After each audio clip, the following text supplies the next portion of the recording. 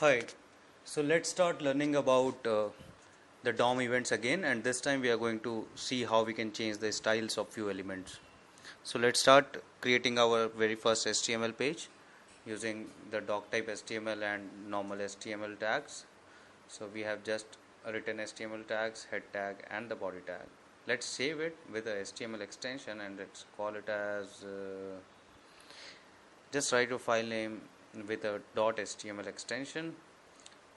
Let me call it as getElementById styles.html. Let's have some title of this page and I will say it as learning DOM. End the title tag. Inside body, let's create a h1 tag, a header tag, and write some text inside it. I call it as hello world, and let's give one ID to this h1 tag, and let's call the ID as head. After that, I'm creating an input button. So let's have one input type is equal to button. Its value as click me or click,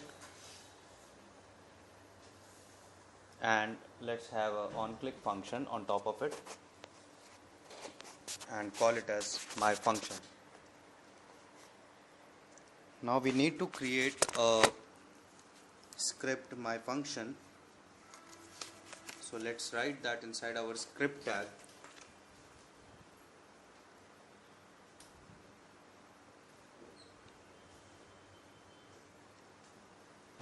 And inside this function, let's pick up this h1 element first by saying x is equal to document.getElementById. Our ID is head. And now, as we had tried it earlier, let's try to change the inner HTML of this tag.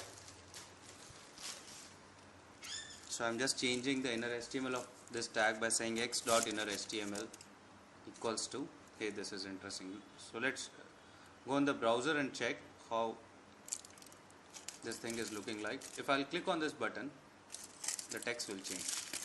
Good. Let's try that again, and yes, the text is changing.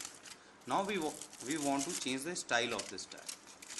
So you can change any style, any CSS style by using JavaScript. This is very easy to write. Just you have to write that thing x.style and the property. So let's say we want to change the color to something else. So say x.style.color is equal to something.